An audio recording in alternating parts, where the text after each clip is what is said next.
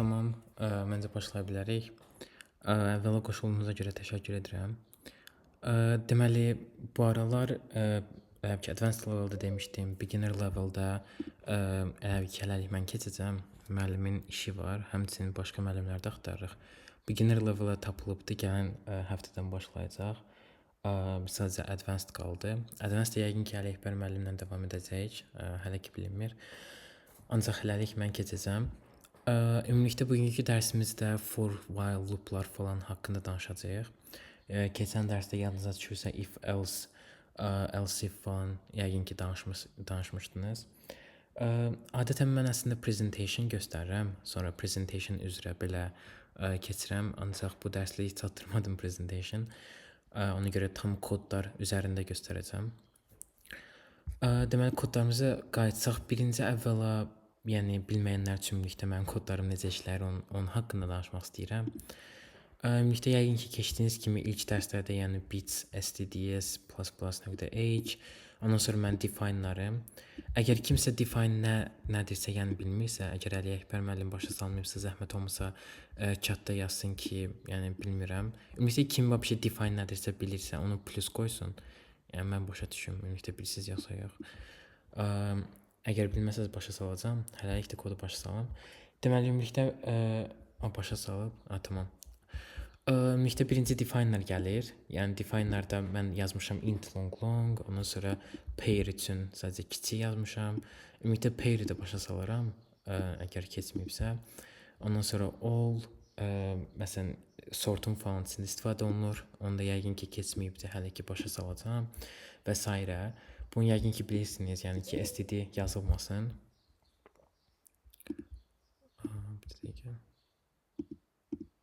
Tamam. Ümumilikdə yəqin ki, yəni bu kodu da bilirsiniz ki, yəni bir də məsələn yazmayaq ki std, məsələn bilmirəm int, belə şeylər, yəni və s. Ondan sonra ümumilikdə mən konstantlarım, yəni bunlar heç vaxt dəyişməyən kodlarımdır. Adətən mən kodumu belə yazmışam ki, məsələn test case olduğuna görə, indi bunları belə bilməsəz də olar, yəni gələcəkdə keçəcəm. Yəni ümumilikdə əsas sizin fokuslandığınız kodların ümumilikdə bunun içində olacaq. Bu solve function içində yazacağam. Ümumilikdə yəni əsasən bura fokuslanın. Yəni başqa məsələn kodlar haqqında nəsə sualınız olsa yazarsınız, cavablandıraram. Tamam, başlaya bilərik. Deməli, əvvəla keçən dərsimizdən başlayaq. Yəni yadınıza düşürsə, ümumilikdə birincisi bizdə if else'lər falan var idi. If-i yazmaq üçün də yadınıza düşürsə belə eləyirdik. Ondan sonra belə. Ondan sonra məsələn if else yazırdıq. Belə. Və ondan sonra ümumilikdə if else yox, else if. Ondan sonra da axırda da məsələn else yazırdıq. Yəni əsas bizim quruluşumuz belə idi. İlk həmişə if gəlirdi. Əgər if'in cavabı no idisə gedirdi else if'ə, else if'in də cavabı no idisə gedirdi else-ə. Yəni else həmişə execute olunur, əgər bunlar no olursa, yəni false olursa. Ümumilikdə bugünkü dərsimizdə mən for, bir də while haqqında keçmək istəyirəm. Əslində bunlar belə, əgər məsələn Python falan bilirsinizsə, məktəbdə keçilibsə, bunlar yəni commondur, yəni bilə bilərsiniz. Məsələn Pythonda da var onlar. Ancaq ümumilikdə mən C++ versiyasını bunu keçəcəm. Deməli birinci fordan başlamaq istəyirəm. For nədir? Ümumilikdə biz fora hansısa bir məsələn şərt qoyuruq və for o şərtə görə işləyir. Məsələn yazılışını göstərmək istəyirəm. Yazırıq birinci for. Ondan sonra if else tag kimi sadəcə bracket açırıq. Forda 3 dənə value olur. Birinci yazacağam, ondan sonra başa salacağam. Tamam. Birinci value'muz integer I. Burada məsələn yazaq integer n equals 10. Tamam. İndi başlayalım ümumilikdə for necə işləyir. Deməli, dediyim kimi forun əsasən 3 value'su olur. Birinci value'su integer I bərabərdir 0.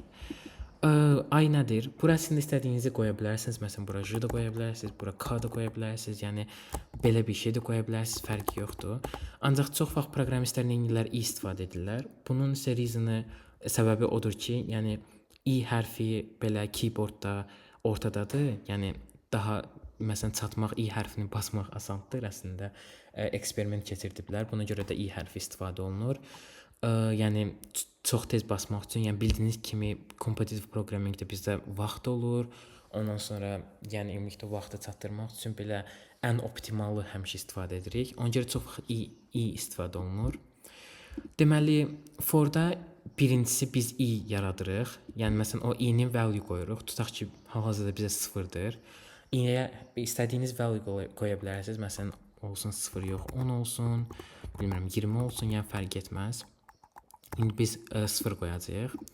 Ondan sonra bizdə bu belə bir şey ödənməlidir. Bu nədir? Məsələn, bizdə if-də necə idi? Tutaq ki, if yazırdıq. İndi burada məsələn belə yazsaq, əgər true-dursa məsələn cout, məsələn, bilmirəm 2 yazırdıq. Tutaq ki, bu true-dursa, yəni ümumilikdə belə bir şey. İndi burada error verəcək əlbəttə ki, i-yə, çünki i-ni biz bunun içində yaratmışıq. Ancaq ümumilikdə yəni buna fikir verməsəz də olar. Bir sözlə nə deməyə çalışıram? Nə vaxt ki, i, elə bir ki, bu şərti tərcümə edirəm, i n-dən elə bir ki, kiçikdirsə, onda bunun içindəki olan kod execute olunacaq. Yəni elə bir ki, bunun içindəki kod işləyəcək. Tutaq ki, yəni bunun içində çox sadə bir kod yazaq. Cout, məsələn, works yazaq, yəni işləyir. Bir dənə də /n qoyaq ki, belə alta düşsün. İndi isə burada nə edəcək? Deməli,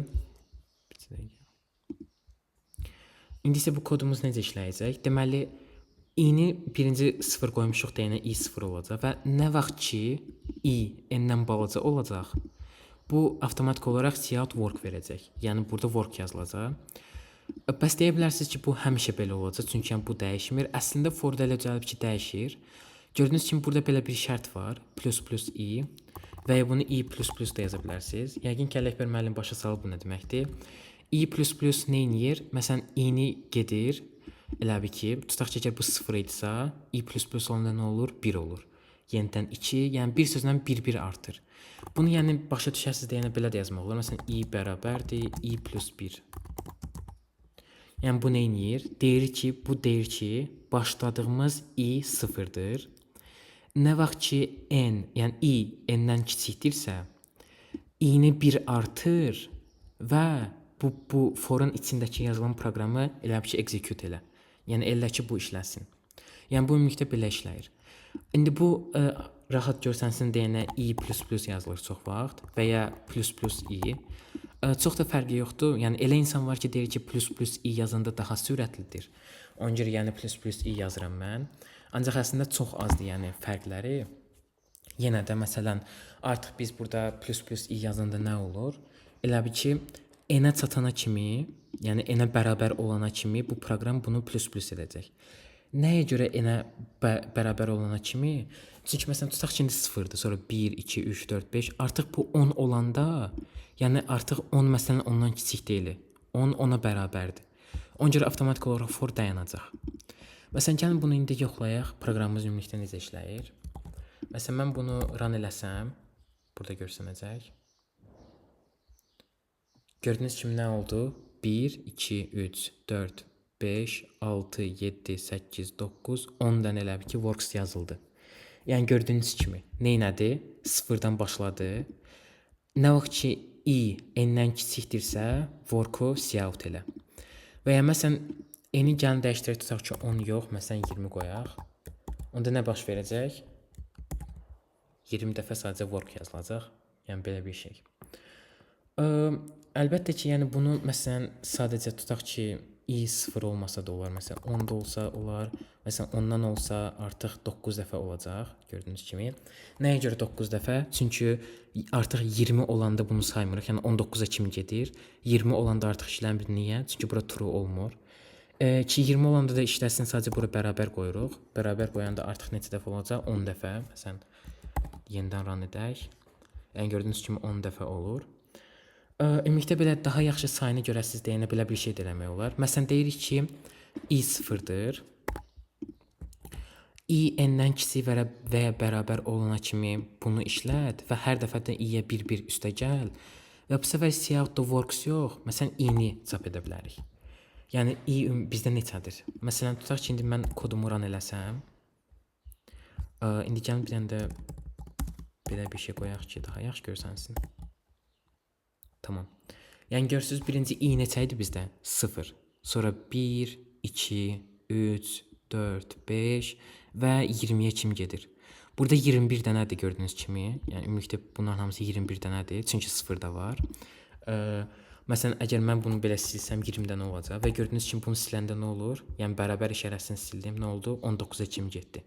Yəni 20-yə getmir. Çünki niyə? 20 20-yə bərabərdir və 20 20-dən kiçik deyil. Yəni belə başa düşə bilərsiniz. Ümumilikdə ona görə də bizdə elə ki proqram 19 dəfə buradakı kodu run eləyir. Yəni ümumilikdə belə bir şey. 19 dəfə yox, əslində 20 dəfə, çünki 0-dan başlayır. Ancaq məsələn bunu 1-dən başlatsaq neçə dəfə olacaq? 19 dəfə.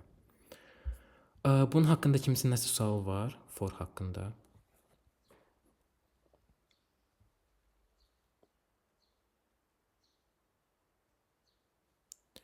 Tamam. Sual yoxsa davam edə bilərik. Amma nəsə sualınız olsa chat-a yazın, cavablandıracağam. Deməli, ümumilikdə foru sadəcə rəqəmlərlə yox, məsələn, karakterlərlə də işlətmək olar. Aha, bəli, for bir də ki while keçəcəm bu ikisini. Məsələn, forda sadəcə dediyim kimi, məsələn, integer yox, char da yazmaq olur. Yenə də charı sizin yadınıza salmaq üçün belə göstərəcəm. Char nədir? Məsələn, char qoysaq, adın bir s qoysaq, karakterlərə məsələn bir dənə qoyuruq bunlardan və məsələn içinə A hərfi yazırıq. Yəni bu ümumilikdə bir dənə karakter deməkdir. Əgər mən tutaq ki, bunun içinə bir neçə dənə yazsam, bizə error verəcək. Çünki char əslində sadəcə bir dənədir. Yəni burada indi error göstərmir məndə VS Code, amma yenə də bu səhvdir. Ümumilikdə bizdə charda sadəcə bir dənə value ola bilər içində. Yəni hal-hazırda məsələn bizdə A hərfidir. Tutaq ki, gəlin belə bir şey deyək. Integerin yerinə nə yazaq? Char yazaq. Char i bərabər tutaq ki, A hərfi. Və mən deyirəm ki, bundan sonraki dərsi bilmirəm hələ ki, yəni gərək dəqiqləşdirim hələ ki. Ümumilikdə amma gələn dərslərdə, yəni dərsdən qabaq yazacağam sizə. Tamam. Deməli, ümumilikdə nəyi başa salmaq istəyirəm? Tutaq ki, biz buna char yazsaq və A hərfi desək, biz belə bir şey deyə bilərik. Məsələn, inti də char qoysaq, n. Burada məsələn tutaq ki, z yazsaq, məsələn, z.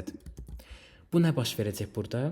Deməli, bu hər dəfə A-dan Z-yə tutana kimi, yəni A-dan Z-yə kimi bütün hərflər bizə çap edəcək. Məsələn, mən bunu run eləyim. Gördünüz? A, B, C, D, Y, F. Bu necə baş verir? Deməli, bilmirəm, rəhbər müəllim başa salıb ya yox. Əgər məsələn, karakterlər elə işləyir ki, məsələn, əgər mən bura n++ yazsam, nə baş verir? A hərfindən B hərfinə hoppanır. Bu nəyə görədir? Bizdə belə bir şey var. Buna SKI deyilir.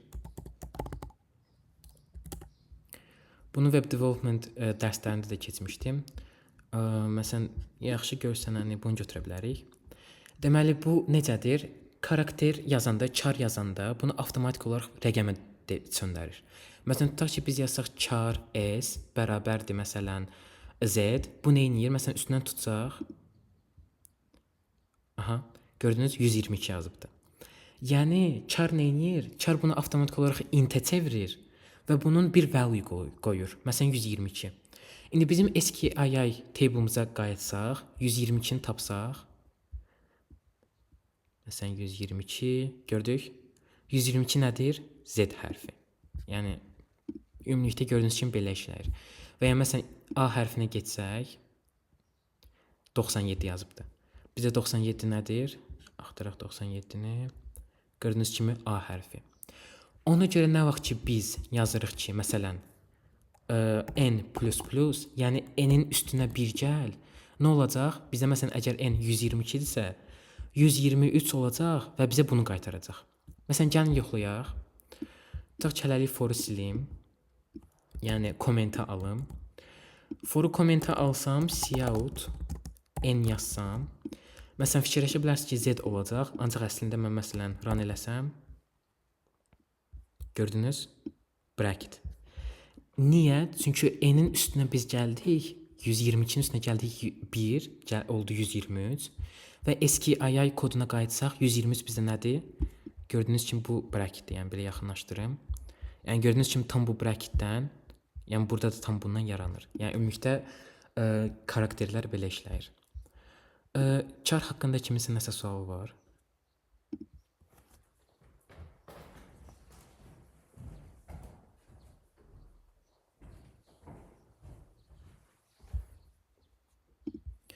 Tamam. O zaman devam edək. Yəni məsələn for-da da tam belə bir şey olur. Əgər məsələn biz öz for loopumuza qayıtsaq, burada nə deyirik?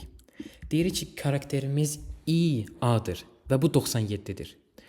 Biz deyirik ki, 97 yəni i nə vaxt ki 122-dən azdırsa, z 122-dir. Onda biz buna 1 artırırıq və i-ni çıxardırıq. Ancaq i bizə karakterdir deyənə, rəqəmin yerinə bizə nə verir? Hərfi verir. Yəni hərfin ümumilikdə value-sunu verir. Yəni belə bir şey fikirləşə bilərsiniz. Ümumilikdə bizə for loopu belə işləyir. Əslində məsələn belə də eləmək olar ki, for-u məsələn tutaq ki, bunu boş buraxa bilərik. Yəni bu da işləyəcək. Sadəcə bunu nəzərinizə çatdırım ki, heç rekomend eləmirəm bunu eləmək. Nəyə görə? Çünki biz burada deyirik ki, nə vaxt ki bu karakter n 122, yəni a 122-dən azdırsa, yəni 97 122-dən azırsa, bunu edin.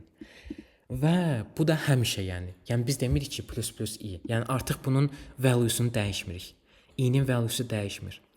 Və bu da nə olur? Həmişə true olur. Yəni həmişə true olduğuna görə də nə olur? Bu yəni dayanmadan proqram gedəcək. Əlbəttə ki, bu kodu mən indi run eləmək istəmirəm. Kompüterin başına oynatsa bilərəm.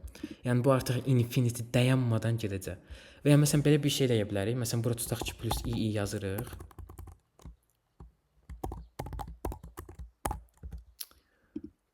Plus i. Aha. Və ondan sonra tutaq ki, bura demirik. Məsələn ki, n nə vaxt ki i-dən böyükdür. Ancaq məsələn bura yazırıq nə? True yazırıq. Məsələn belə bir şey. Yenə bu da, yəni infinity kimi gedəcək. Niyə? Baxmayaraq ki, məsələn a-nın üstünə gələcək bu olacaq. A, B, C, D, E, F gedəcək. Ancaq bizim burada condition nədir? Deyirik ki, yəni bura həmişə nə vaxt ki true-dur, həmişə elə ki işləyəcək. Yəni biz deyirik ki, nə vaxt ki true-dur, yəni belə başa düşə bilərsiniz, onda işləsin. Yəni true da həmişə true olacaq. Yəni bunu heç vaxt false olmayacaq ki, yəni proqram bunu öz-özünə false etməyəcək. Yəni ona görə ümumilikdə bizdə proqram yenə infinity gedəcək və elə ki, yəni bu dayanmadan ümumilikdə yəni davam edəcək, yəni heç vaxt dayanmayacaq. Yəni bunu belə başa düşə bilərsiniz. Bunu əlbəttə ki, heç vaxt yəni etməyin belə bir şey. Ancaq bunun qarşısını da almaq olur əslində. Məsələn, tutaq ki, biz burada true yazmışıq. Yəni bu nə edir? Infinity olaraq gedir. Belə bir kodumuz var. Buna biz break deyirik. Break nə edir? Break sadəcə nə vaxtsa da məsələn tutaq ki, proqramı end edir. Tutaq ki, belə bir if yazaq. Məsələn deyirik if əgər i məsələn n-dən çoxdursa, yəni məsələn 122-ni keçdisə i. Onda istəyirik ki, sadəcə proqram dayansın. Proqram dayanmaq üçün də nə edirik? Break-dən istifadə edirik. Yəni burada indi yoxlayacaq məsələn. Burada true olmağına baxmayaraq, həmişə true-dur axı. Deməli bu infinity getməlidir. Bizdə içində check var. Deyir ki, məsələn əgər i n-dən böyükdürsə, ki məsələn indi 97-dir. Məsələn n də bizdə 122-dir. Məsələn bu hal-hazırda false-dur. Ona görə proqram davam edəcək. Nə vaxt ki bu true olacaq, proqram avtomatik olaraq dayanacaq. Və gəl məsələn bura yazaq ki, cout i və məsələn belə bir şey qoyaq. Mən indi bunu run eləsəm, gördüyünüz proqram dayandı. Yəni proqram ta beskoneçna infinity getmədi də. Niyə? Çünki bizdə bu break var. Ancaq mən bu breaki silsəm, indi run eləməyəcəm. Run eləsəm, yəni proqram dayanmayacaq. Gedəcək. Əlbəttə ki, belə kompüterlər də yəni dəli deyillər. Yəni ağıllıdır kompüter. Görür ki, burada nəsə kodda səhvlik var. Yəni bu nəsə dayanmır da, proqram dayanmaq istəmir. Kompüter avtomatik olaraq onu arxada dayandıracaq, yəni öz-özünə. Çünki yəni bildiyiniz kimi bizdə RAM var, yəni RAM da aşacaq axı. Nə qədər çox belə məlumat gələcək, axırsa yəni kompüter özündən gedəcək. Yəni məsələn, düzdür, hər kompüter yox, ancaq ağıllı kompüterlər, məsələn köhnə olmasa, yəni bunu başa düşəcək ki, bu infinity gedir. Yəni nə vaxtsa da bunu dayandırmaq lazımdır yəqin ki. Ona görə kompüter öz-özünə bunu dayandıracaq, elə bil ki. Belə bir şey fikirləşə bilərsiniz. Tamam. Davam edə bilərik. Deməli, for bu qədər, yəni əsasən for bunu işə yarayır. İndi forun əlbəttə ki, başqa istifadələrini də göstərəcəm. Sadəcə while-ı başa salım. Ondan sonra bir neçə dənə elə ki task var. Onların üzərində işləyəndə məsələn foru başqa necə işlədə bilərik, onları başa salacağam. İndi while haqqında danışmaq istəyirəm. Əslində while da eyni bir şeydir. Sadəcə while biraz fərqlidir. Birincisi while yazılışı gördüyünüz kimi eynidir. Sadəcə forun yerinə biz while yazırıq. Və while-ın içində artıq value 3 dənə yox, sadəcə bir dənə olur. Məsələn, gəlin yoxlamaq üçün belə bir şey eləyək. Məsələn, yazırıq int a bərabərdir 0, int b bərabərdir 10. Məsələn, biz while-ın içinə yazırıq ki, nə vaxt ki a b-dən kiçikdirsə, a b-dən kiçikdirsə, onda while-ın içindəki kodu add. Yəni bir sözlə belə işləyir. Yəni sadəcə bir dənə value yazırıq və deyirik ki, bu içindəki proqramdakı kodu, yəni işlət də. Yəni başa düşdünüz? Məsələn, for-da nətər idi? For-da biz initial value qoymalıyıq, yəni i-ni qoymalıyıq. Ondan sonra təzədən check eləməliyik. Ondan sonra da məsələn initial value nə etməlidir? Yəni artmalıdırmı ya azalmalıdırmı? Məsələn plus i nədir? Artmaq, minus i azalmaq. Məsələn biz plus i yazırdıq deyəndə deməli artmalıdır. Ancaq while-da ta belə deyil ki, məsələn tutaq ki, burada bir dənə semikolon qoyub yazaq məsələn plus a. Yəni bunu error verəcək gördüyünüz kimi. Yəni səhvdir bu. Yəni belə bir şey yoxdur. Ümumilikdə bu nə deyir? Deyir ki, məsələn Azərbaycanca tərcümə eləyək. Nə vaxt ki a b-dən kiçikdirsə, buradakı proqramı elə bil ki, yəni run elə. Yəni elə ki, buradakı proqram işləsin. Məsələn bunu belə bir şey gəlin edək. Deməli, girirəm bura yazıram cout nə? Tutaq ki a. İstəyirəm ki a-nın valuesunu versin. Burada yenə də diqqətli olaq. Əgər mən bunu yazsam, yəni sizcə nə baş verəcək? Yəni ümumilikdə sizcə nə baş verəcək? Məsələn, bu kodu mən run eləsəm nə baş verəcək ümumilikdə proqramımızda? Azərbaycanca tərcümə eləyəndə, yəni nə vaxt ki a b-dən kiçikdirsə, bunu çıxart ekrana. Müəllim, düzdür. Qayda bilərsiniz kodu. Aha, bəli. Nə vaxt ki a kiçikdir b-dən çıxışa verəcək a-nı, bir də end verəcək, alt sətir keçəcək. Aha, bəli. Sadəcə məsələn bunu fikir verin ki, yəni a həmişə b-dən kiçik olacaq elə, düzdür? Yəni çünki a 0-dır, b-də 10-dur. Aha, məsələn ayan düz yazdı, dayanmayacaq. Proqram heç vaxt dayanmayacaq. Məsələn, incə bizdə for necə idi? For-da biz true yazmışdıq deyənə, heç vaxt dayanmırdı proqram. While-da da eyni bir şey baş verəcək. Yəni siz dediyiniz doğrudur əlbəttə ki, yəni a-nı çıxış verəcək, ondan sonra da end verəcək. Ancaq problem ondadır ki, proqram heç vaxt dayanmayacaq. Yəni proqram bilmir axı nə vaxt dayansın. Aha. Ona görə də a yazmaq lazımdır. Aha, bəli. A artıq yazsaq nə olacaq? Ümumiyyətlə bizim proqram əslində işləyəcək. Məsələn, run eləsək, gördünüz? 9-a kimi getdi, ancaq bərabər yoxdur deyənə burada ümumiyyətlə onu çıxartmadı. Tamam.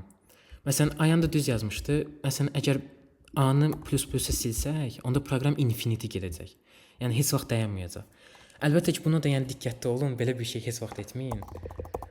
Yəni çünki belə bir şey olsa, yenə də dediyim kimi kompüterin belə başına oynata bilərsiniz. Amma yenə də dediyim kimi belə kompüterlər ağıllıdırlar, yəni özləri saxlayacaqlar bunu nə vaxtsa da. Yəni ümumiyyətlə çox da problem olmaz. Belə əslində mən özüm run eləyərəm. Sadəcə belə yenə də dediyim kimi çox da belə run eləmək istəmirəm. Yəni göstərə bilərəm ki, həqiqətən də belə dayanmayacaq. Özümüz də bəli dayandırmaq olar, özümüz də dayandıra bilərik. İki cür dayandıra bilərik. Ya məsələn ümumiyyətlə VS kodu çıxsaq, məsələn VS koddan çıxsaq, proqram öz-özünə dayanır. Və ya məsələn burada Ctrl C-yə bassaq. Yaxşı, gəlin yenə də run eləyək bu proqramı, görək nə baş verir. Gördüyünüz kimi burada yəni dayanmayacaq heç vaxt. Məsələn mən bunu run eləsəm, ümumiyyətlə gördünüz, proqram dayanmır. Nə edir? Görürsüz, baxın burada gedə-gedə hələ də yazır. Buna baxın yəni. Proqram dayanmadan belə value çıxardır. İndi gəlin bunu dayandıraq. Dayandırmaq üçün elə bir ki Ctrl C veririk. Gördüyünüz kimi proqram dayandı. Yəni ya VS koddan çıxın, ya da ümumiyyətlə VS kodda Ctrl C verin. Gördüyünüz kimi görün nə qədər 0 var burada. Yəni görürsüz mən yuxarı eləyirəm. Yəni gördüyünüz kimi nə qədər burada 0 çıxartdı. Yəni proqram dayanmadı da. Özümüz dayandırdıq gördük ki, yəni öz-özünə də dayanacaqdı, ancaq sadəcə bu çox vaxt alacaqdı. Yəni çünki sadəcə sıfırlarla hardasa bu 1 bitdir də, yəni Kompüterdə də nə qədər yaddaş var, yəni çoxdur yaddaş. O bir bitlərlə gərək kompüterin bütün memorisini doldursun, ondan sonra kompüter avtomatik olaraq bunu dayandıracaq.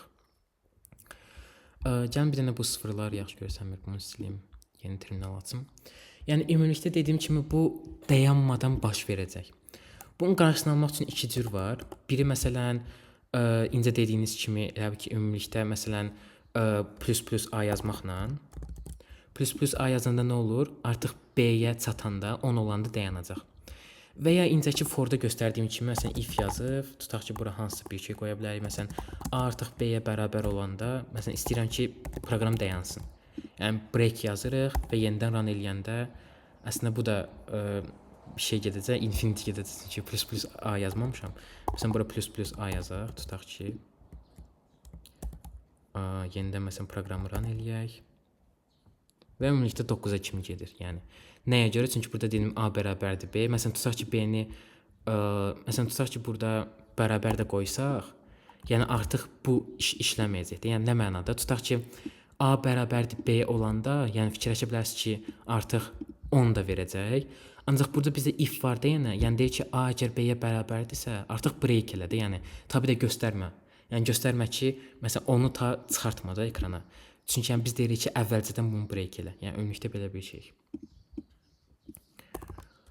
Bura kimi kimisə nəsə sual var. Belə yeni mövzumuz buydu. İndi əsasən tapşırıqlar işləyəcəyik. Yəni başa salacağım ümumilikdə harda məsələn işlətmək olar. Belə kimisə nəsə for və ya while haqqında nəsə sual var.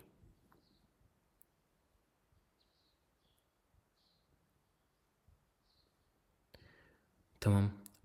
Yoxdursa gəlin tapşırıqlar işləyək.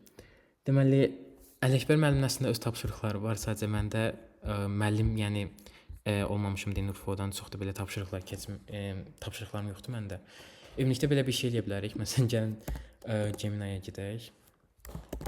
Give me 10 tasks.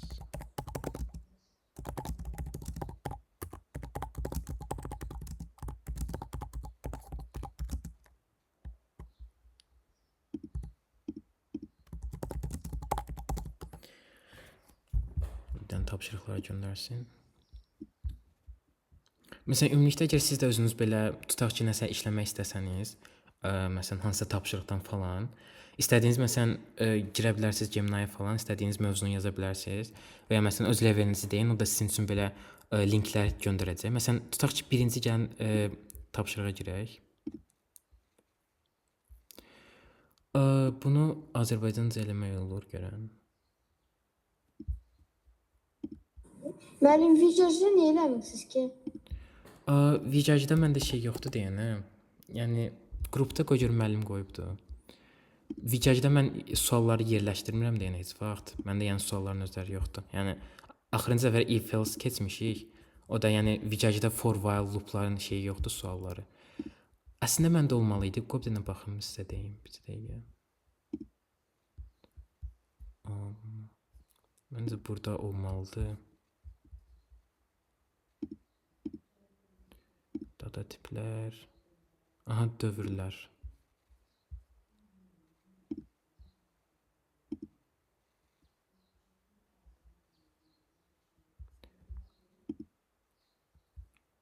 Tamam, ümumilikdə bunu eləyə bilərik. Burada nə deyir? Tamam. Gəl məsələn bu sualı işləyək. Bu sualda nə deyir? Birincisi tərcümə edeyim. Deyir ki, bizə bir dənə rəqəm verilir, n, integer verilir. Və biz də bu elə bil ki, ümumilikdə bütün gələn elə bil ki, odd numberların, yəni odd da bizdə nədir? Tək. Bütün gələn tək rəqəmlərin cəmini hesablamaq lazımdır. Elə bil ki, belə bir şey. Burada nə deyir? Deyir ki, inputda nə verilir? Birincisi test verilir ümumilikdə, yəni testlər. Bu nədir? Yəni məsələn bizdə proqramda, yəni bizə məsələn n veriləcək və 1-dən n-ə kimi bütün tək elə bir ki, rəqəmlərin cəmini biz çıxartmalıyıq. İndi bizə ümumilikdə şey verilir. Deməli, test case verilir. Yəni neçə dənə ümumilikdə bizə rəqəm veriləcək və hər rəqəmə görə elə bir ki, biz output verməliyik. Deməli, bunu necə yazırıq?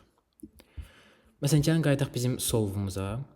Məsələn, ümumilikdə test case-ləri yazmaq üçün əlbəttə ki, biz for-dan istifadə edəcəyik və ya while-dan istifadə edə bilərik. Məsələn, bizə deyir ki, 10 dənə test veriləcək və hər dəfə də siz input almalısınız.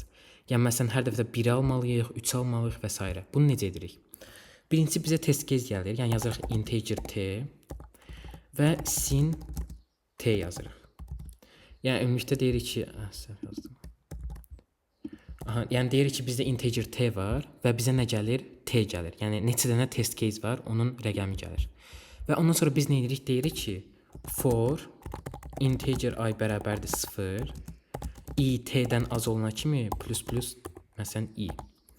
Bu nə edir? Yəni deyir ki, ümumilikdə bizdə məsələn tutaq ki, t dənə test case var və hər dəfə, yəni t məsələn bizim sayıya qədər çatmayana kimi, yəni i t-yə kimi çatmayana kimi, ümumilikdə burada nə yazılıbsa onu edirik.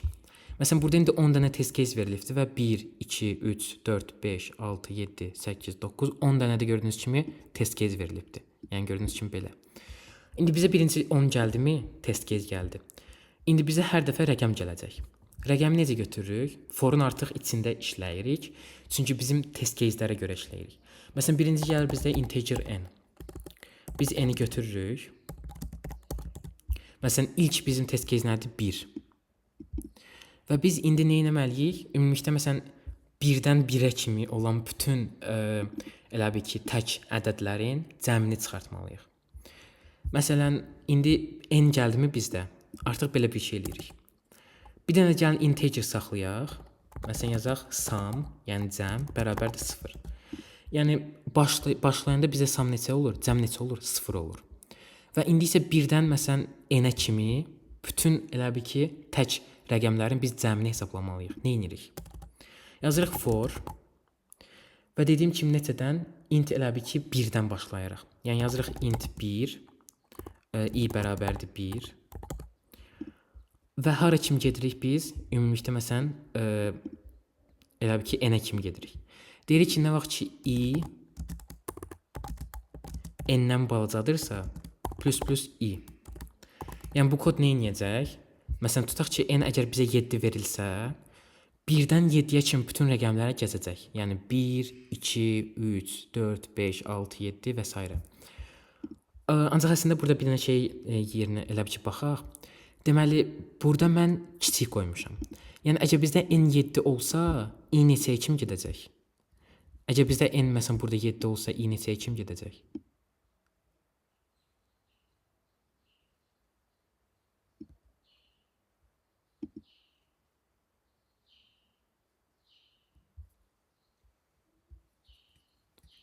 Yəni məsələn plus i gedir, n-ə kimi yəni. Yəni n çıx 1-ə kimi ümumilikdə belə fikirləşə bilərik. Məsələn tutaq ki, bizdə n 7 olsa, i 6-ya kimi gedəcək.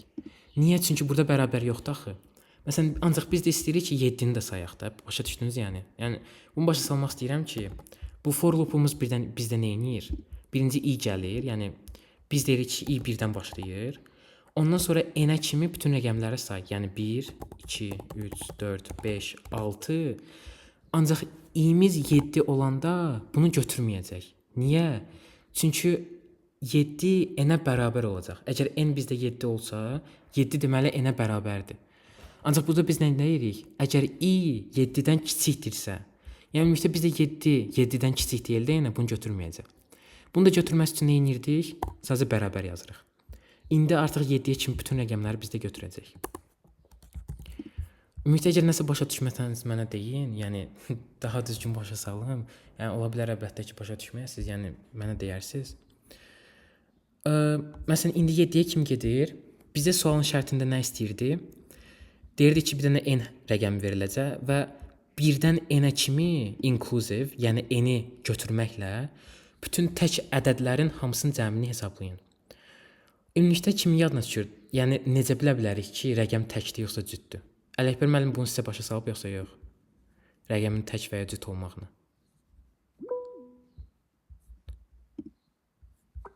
Əlinizi qaldırmayın, yəni belə deyə bilərsiniz. Aha, bəli, artıq yazdılar. Bu düzdür. Yəni deyirik ki, ümumilikdə yəni bilməyənlər üçün yenə də belə başa salım. Deməli faiz nədir? Faiz bizim qalığımızı verir. Yəni deyirik ki, n-i 2-yə böləndə əgər qalıq qalmırsa, yəni qalıq qalırsa, yəni qalıq 0-a bərabər deyilsə, onda deməli bu təkdir də, başa düşdünüz yəni. Məsələn, kim bilmirsə bunu belə başa salım. Yəni faizlə biz nə edirik? Qalığı hesablayırıq. Yəni əgər n-i 2-yə bölsək neçə qalıq qalır? Məsələn, əgər n cütdürsə, deməli 0 qalıq qalacaqdır elə. Ancaq məsələn n təkdirsə 1 qalıq qalır. Yəni 1 də 0-a bərabər olmadığına görə biz bilirik ki, təkdir. İndi məsələn biz də qayıdırıq bura. Deyirik ki, aha bəli, əslində eyni şeydir. Yəni tam eyni şeydir. Python-da da elədi, yəni C++-da da belədir. Yəni eyni şeydir. Məsələn indi gəlin biz nə edirik? Yazırıq. If əgər bizim i təkdirsə də necə yazırıq? Faiz 2 bərabər deyilsə 0. Yəni bu nə deyir? Deyir ki, əgər i-ni 2-yə böləndə qalıq qalırsa, yəni qalıq 0-a bərabər deyilsə, onda deməli təkdir. Tək olanda isə nə edirdik? Samın üstünə i-ni gəlirik. Yəni sam bərabərdir nə? Sam plus i. Məsələn, bunu daha rahat yazmaq olar. Məsələn, əgər belə yazsaq sam plus bərabərdir i, yəni ikisi də tam eyni şeydir. Yəni bununla bu eyni şeydir. Yəni baxır, yəni siz necə yazmaq istəsəz yaza bilərsiniz. Heç bir fərqi yoxdur əslində. Məsələn, yazsaz ki, sam bərabərdir sam plus i də eyni şeydir və ya sam bərabərdir sam plus bərabərdir i yenə də eyni şeydir. Yəni bu ikisi də eynidir. Yəni biz burada nə deyirik? Deyirik ki, samın üstünə sadəcə i-ni gəldi, belə bir şey. Mən indi bunu belə yazacağam, çünki belə yazanda daha səlgəlidir və daha tez yazmaq olur. İndi isə burada nə edir sadəcə? Əgər təkdirsə, samın üzərinə sadəcə i-ni gəlir. Və ondan sonra da nə edirik? Ümumiyyətlə for loopundan çıxandan sonra, yəni bütün rəqəmləri hesablayandan sonra nə edirik? Sadəcə cout edirik. Cout sum və belə eləyək ki, alta düşsün. Məsələn, gəlin indi proqramımızı yoxlayaq. Məsələn, inputu kopyalayıram.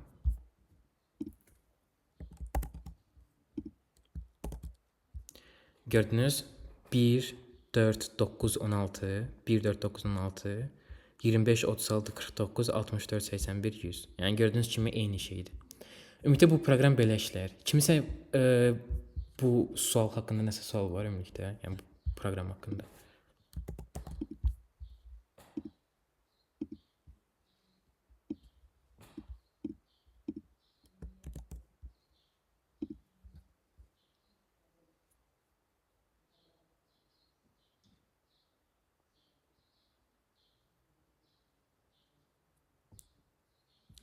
Tamam.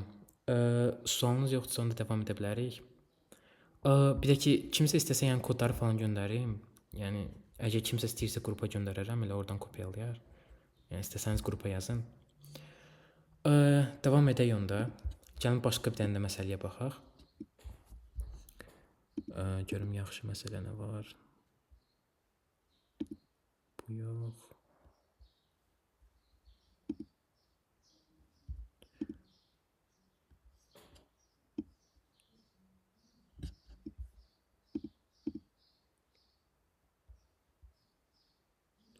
Bu əslində dövr kimi deyil amma işte. Amma ya da gəlin elə bunun üzərində işləyək. Tamam.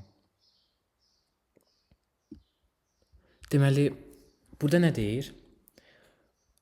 Deyir ki, bizə nə verilir inputda? 3 rəqəmli, yəni 3 rəqəmli bir rəqəm verilir, belə başa düşün. 3 rəqəmli bir sayı verilir elə bir ki. Biz nə etməliyik? Biz bunu tərsinə yazmalıyıq. Yəni məsələn 198-dirsə, biz bunu 891 yazmalıyıq. Əslində bu çox asandır. Gəlin bunu məsələn daha da çətinləşdirək. Deyək ki, məsələn sizə hansısa bir rəqəm verilir, bilmirsiniz. Yəni 3 rəqəmlidir, 4 rəqəmlidir, 5 rəqəmlidir və ya s. Yəni bilmirsiniz neçə rəqəmlidir. Və sizə deyir ki, siz bunun tərsinə çevirib bunu elə bir ki, cout eləməlisiniz. Məsələn burada əgər 198 idisə, 891 verməlisiniz. Mən niyə çətinləşdirdim? Çünki 3 rəqəmli deyəndə bunu yəni forsuz da eləmək olar. Yəni məsələn qalıqlarla falan eləmək olar. Ancaq gəlin məsələn bunu tam forla eləyək. Yəni ümumiyyətlə biz bilmirik bizdə neçə dənədir. Ona görə elə bir ki, yəni buna belə işləyək. Deməli, yenidən təkrarlayıram, yəni bizə bir dənə rəqəm verilir. Bilinmir yəni neçə rəqəmlidir. Say verilir, bilinmir neçə rəqəmlidir və sadəcə bunu yəni tərsinə çevirməliyik. Birincisi bizə dediyim kimi rəqəm verilir. Ancaq gəlin belə fikirləşək də, məsələn sizlə. Ümumilikdə əgər məsələn bizə rəqəm verilirsə,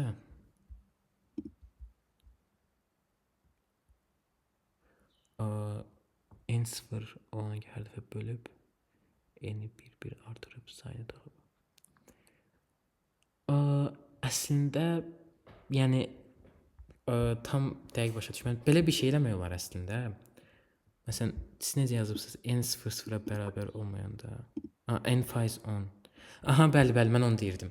Yəni məsələn n faiz 10-dan eləyəndə artıq, yəni elə bil ki, məsələn birinci nə yazırıq? N faiz 10 ki 8 çıxsın. Ondan sonra n faiz elə bil ki 100 ki məsələn n faiz 100 bir də faiz 10, yəni böl 10 ki 9 versin. Yəni ümumiyyətlə belə eləməklə, yəni qalıq eləməklə bunu dəyişdirmək olur. Ancaq məsələn siz dediyinizdə problem odur ki, məsələn biz bilmirik axı ümumiyyətlə belə neçə digitlidir. Ona görə bu tam da dəqiq işləməyəcək. Gəlin bunu məsələn fordan eləyək. Məsələn, bunu mən necə edərdim? Burada bizə deyir ki, rəqəm verilir. Ancaq mən bu rəqəmi string kimi baxardım. Yəni text kimi baxardım buna. Necə edirik? Deməli, bir dənə string götürürük. Adını n qoyaq. Və o stringi məsələn sin eləyirik ki, stringi götürək. Tamam. Məsələn, bizə nə gəlir? 198 gəlir. Bu artıq rəqəm yox, buna text kimi baxırıq biz. Elə bil ki, və tekstin uzunluğunu ümumilikdə tapmaq üçün bizdə elə bil ki, nöqtə size var. Məsələn, cout n nöqtə size eləsək. Məsələn, gəlin kodumuzu yazaq. Məsələn, buraya yazsaq, məsələn, 198. Gördünüz, bizə 3 qaytarır. Bu nəyə görə eləyirəm? Mən istəyirəm ki, tapım görüm burada neçə dənə ümumilikdə rəqəm var da, ədəd var. Məsələn, əgər bilirsinizsə, ev tapşırığı əslində xeyir vermirəm. Çalışaram belə, məsələn, OBS müəllimə deyim yerləşdirsin. Məndə səhv eləmirəmsə menecerlik var Rise Together VCAG-ında. Yəni verərəm, baxaram, bunu kopyalayıb ataram ora. Ümumiyyətlə işləyərsiniz. Deməli, gəlin dərsimizə qayıdaq. Deməli, məsələn, fikirləşin bunu string kimi götürək. 198-i yəni ümumilikdə string kimi götürək. İndi isə biz bunu dəyişdirmək istəyirik. Deməli, əgər biz stringdə hansısa bir karakteri çıxartmaq istəyiriksə, buna vektor kimi baxa bilərik. Vektor əslində keçmişsiniz, ona görə vektor deməyim. Deməli, bunu belə baxa bilərik. Deməli, əgər tutaq ki, bildiyiniz qədər proqramistlər neçədən sayır? Yəni 0-dan sayır. Məsələn, gəlin belə bir məsələn rəqəm götürək. Belə bir şey. Əgər mən istəyirəmsə bu rəqəmin bəli. Əgər mən istəyirəmsə bu rəqəmi məsələn 1-i çap eləyim, biz nə edirik? Məsələn, gəlin yazaq. Bunu məsələn silək. String götürürük. N bərabərdir tutaq ki, yəni əgər bilirsiniz də yəqin ki, stringi məsələn belə yazmaq olmaz. Mən belə yazsam error verəcək çünki bu rəqəmdir. Biz nə edirik? Sadəcə belə bir şey eləyirik ki, string olsun. Məsələn, əgər mən tutaq ki, bu 3-ü almaq istəsəm, mən nə edirəm? Yazıram cout ki, 3-ü göstərsin. N. Ondan sonra kvadrat elə ki, bracketlər açıb bura 0 yazıram. İndi başa salacağım bu necə işləyir. Məsələn, indi görün nə qaytaracaq bizə? 3. Deməli, bunu belə fikirləşin ki, bizim stringdə sıra var. Hansısa bir sıra sayısı var. Və bizə o sıra sayısı 0-dan başlayır. Yəni bu 0-dır, sonra 1-dir bu 2-dir. Yəni ümumiyyətlə sıra ilə də elə bil ki, bu dəyişdi. Yəni elə bil ki, məsələn 3 birincidir, 8 ikincidir, 7 üçüncüdür və s. Ancaq proqramistlər yadınızda saxlayın 0-dan sayırlar. Yəni bizdə 3 sıfırıncıdır, 8 birincidir, 7 ikincidir və s. Əgər mən tutaq ki, 3-cü rəqəmi çıxartmaq istəyirəmsə, yəni 7-ni, biz burada nə yazırıq? 2. Niyə? Çünki yəni proqramistlər 0-dan sayırlar. Mən məsələn kodu run eləsəm nə olacaq? Gördünüz, 7-ni verdi bizə. Yəni 3-cü elementimizi. Ümumilikdə yəni məsələn stringdə hansısa bir elementi çıxartmaq istəsək, onda belə bir məsələn bracket istifadə edə bilərik, kvadrat skobkaları, kvadrat mötərizələri və elə bil ki, bura əgər sıra sayını yazsaq, avtomatik olaraq elə bil ki, onu bizə çıxardacaq. İndi mən bunu nəyə görə sizə başa saldım? Çünki biz ümumilikdə bunu da belə baxacağıq. Bu sualın həllini də belə yazacağıq. Yəni bizə məsələn bunu string kimi götürürük bunu və məsələn axırdan məsələn başa kimi gedəcəyik və hər dəfə elə bil ki, bunu başqa bir string götürəcəyik. İndi bunun kodu yazım daha yaxşı başa düşəsiniz. Deməli yazırıq. String n define eləyirik, sonra sin n ki bizim rəqəmimizi alaq. Ondan sonra bir dənə də başqa bir string götürək, hansı ki bizim cavabımız olacaq. Məsələn string ans yazaq. Yəni bu bizim ümumilikdə cavabımız olacaq. Yəni bunu əslində belə də yaza bilərik. Yəni fərq etməz. İkisi eyni şeydir. Deməli bizim hansı bir cavabımız olacaq, yəni answer. İndi məsələn bu cavabı da çıxartmaq üçün ümumilikdə biz nə edirik? Yəni tapmaq üçün biz nə edirik? Birincisi gəlin fordan istifadə edək.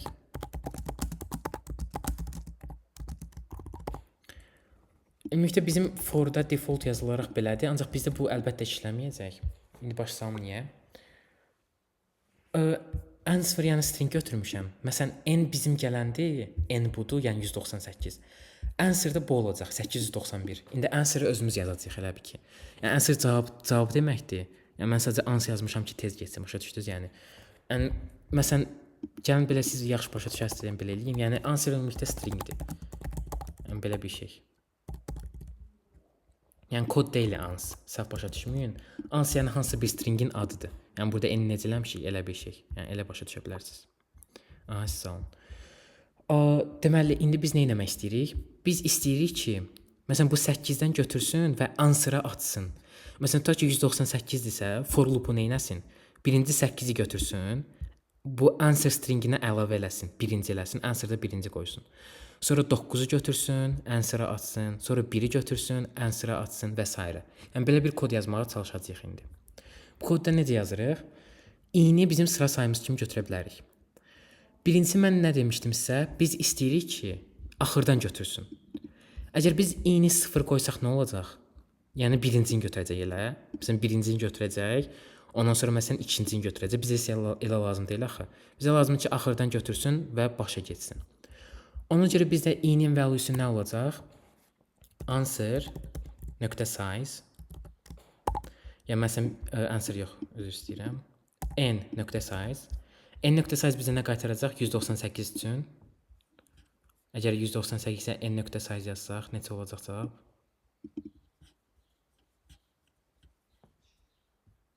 n.size nə edir?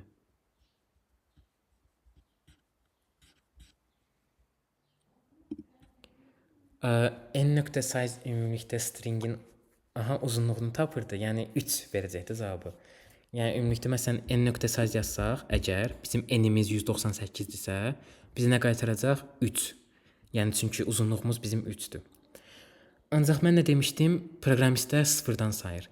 Yəni əgər biz buna 3 yazsaq, bu gedib 4-cü element axtaracaq. Ancaq bizdə də 4-cü element yoxdur. Ona görə biz i-ni n.size çıx 1-dən başladırıq. Yəni 2-dən. Niyə? Çünki 8 burada bizim neçənci elementdir? İkinci, yəni proqramistlərin dilində ikincidir. Ancaq bizim dilimizdə üçüncüdür. Başa düşdünüz yəni?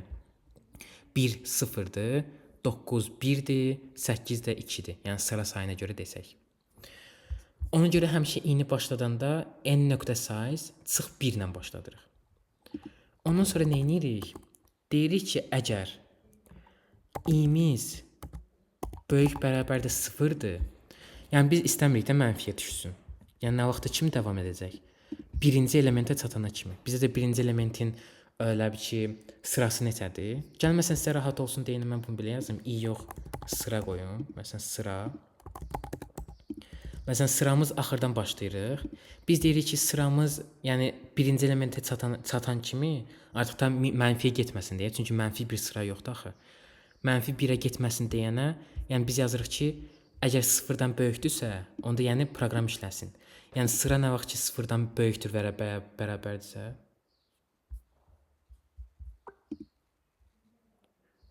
İndi səs gəlir. Məndə internet getdi. Aha, tamam.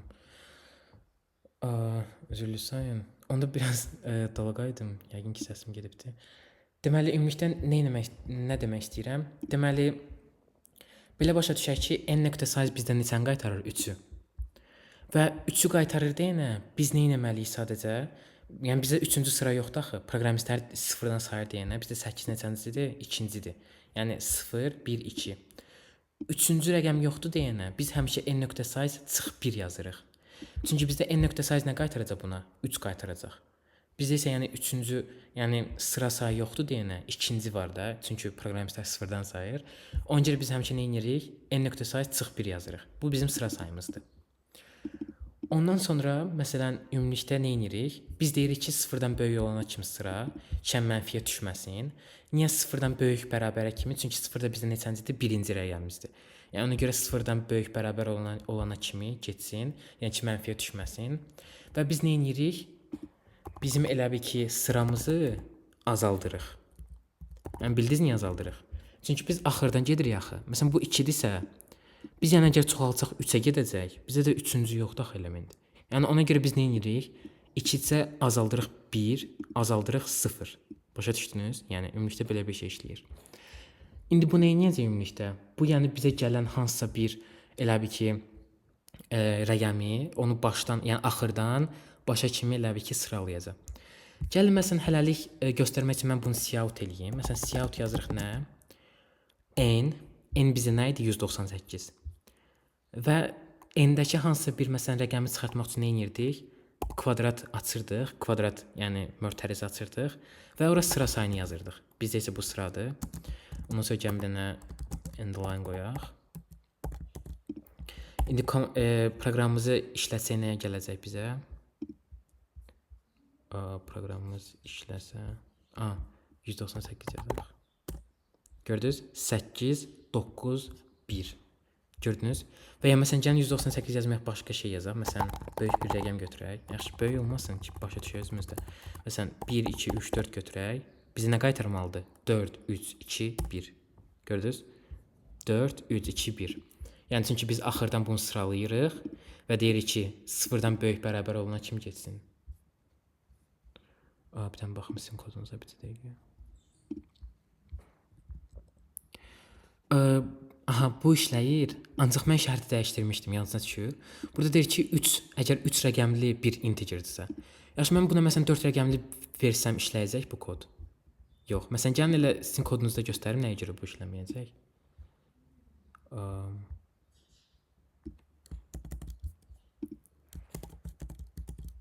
Məsələn, tutaq ki, mən bunu run eləsəm, 198 yazsam, gördünüz 891 verdi. Ancaq mən buna götürsəm yazsam 1, 2, 3, 4, mənə 4, 3, 1, 2 verdi. Amma nə verməli idi? 4, 3, 2, 1 verməli idi. Yəni sizin kodunuz düzgündür. Yəni buna açaq, məsələn bu məsələyə açaq, yəni işləyəcək. Ancaq mən şərti dəyişdirmişdim ki, 3 rəqəmli yox, istənilən rəqəmli olsun. Yəni ona görə biz bunu istifadə edirik. Yəni gördünüz, məsələn amma bizdə nə olmalı idi? 4, 3, 2, 1 olmalı idi, amma cavabı sizin kodunuz 4, 3, 1, 2 verir. Amma yəni yenə dediyim kimi düzgün koddur, yəni. Afərin belə. Bu məsələ üçün düzgündür. Gəlin qaytaraq kodumuzu.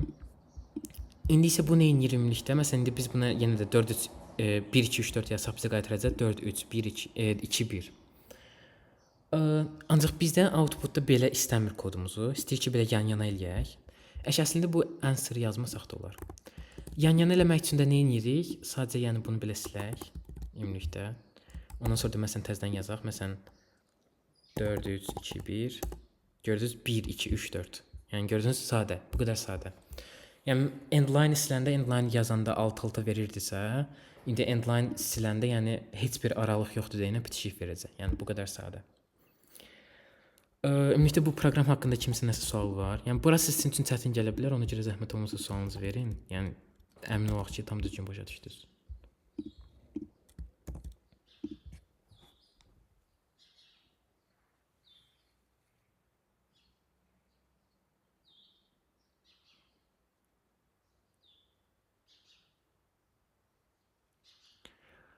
Tamam, bir dənə buradan yoxlasın.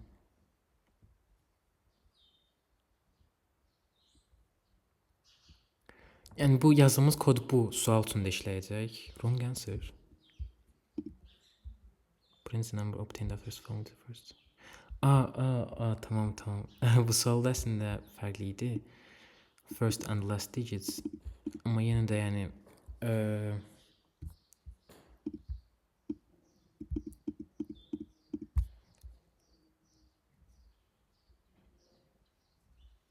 burada nəyə görə səhv verirsin ki? Bizim kodumuz sualın özündə işləyirdi elə.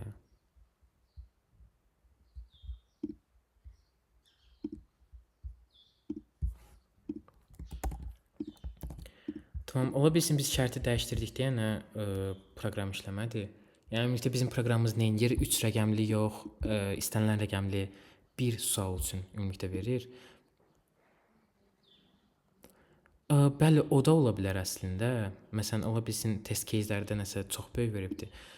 Amma yenə də bizim kodumuz yəni narahat olmayın düzgündür. Yəni ümumilikdə məsələn əgər istəyirsə bütün rəqəmləri dəyişdirək, onda yəni işləyəcək. Məsələn, yəni bu kodu ataq.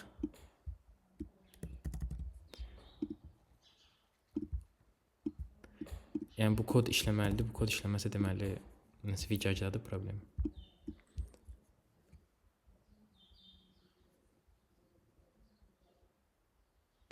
Aha, tamam, vicacıdaymış problem.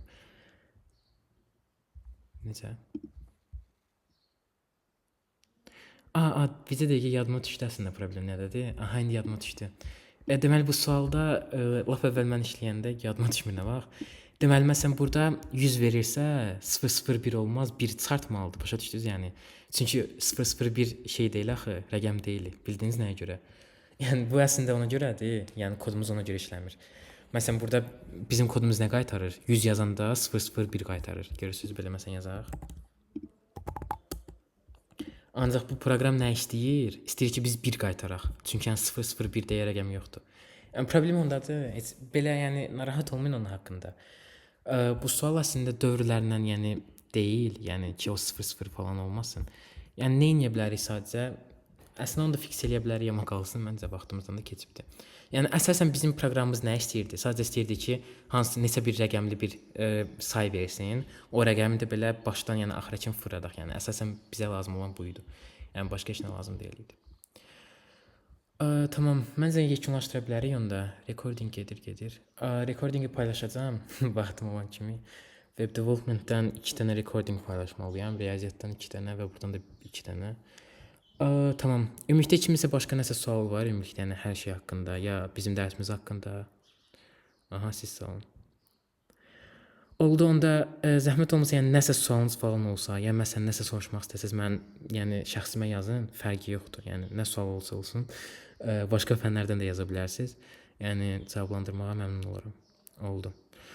Onda dərsimizə qoşulduğunuza görə sizə çox təşəkkür edirəm və gələn dərs görüşənədək sağ olun. Sağ olun. Sağ olun.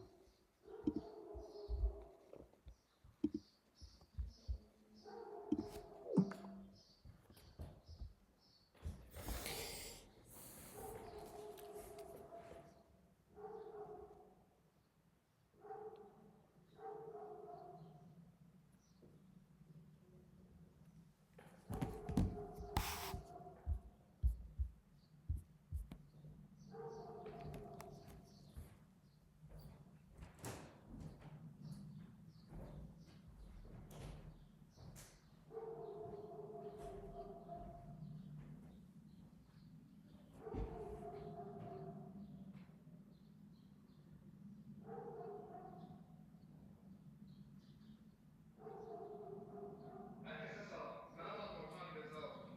Ben Cyber Sector Student, Malware Analysis, Open Source, AI and System Security Research istikametinde araştırmalar yapıyorum. Bundan əlavə beynəlxalq sistem və riyaziyyat məntəqələrində iştirak etmişəm və müxtəlif tarixlər əldə etmişəm. Bunlara International Space Computer, International Mathematics, World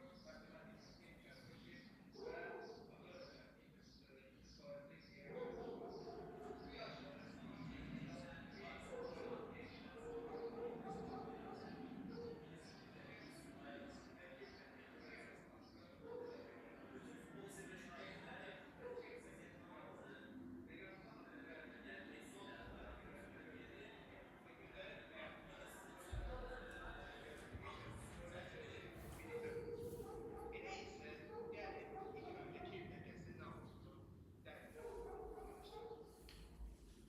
Kiev təkkəsi ümumiyyətcə nədir? Bir insan düşünür ki, Kiev təkkəsi yalnız proqramçılar və ya ekranlar. Amma əslində internetdən istifadə edən hər kəs Kiev təkkəsiyə ehtiyac duyur. Çünki bugün bank hesablarımız, sosial media hesablarımız, telefonlarımız və şəxsi məlumatlarımız rəqəmsal mühitdə saxlanılır. Məhz buna görə də Kiev təkkəsi bu məlumatlara icazəsiz giriş işdən, oğurluqdan və zərərli proqramlardan qorumağa kömək edir. İndi isə gəlin baxaq görək rəqəmsal aktivlər nədir? Rəqəmsal aktivlər bizim internetdə və ya cihazlarımızda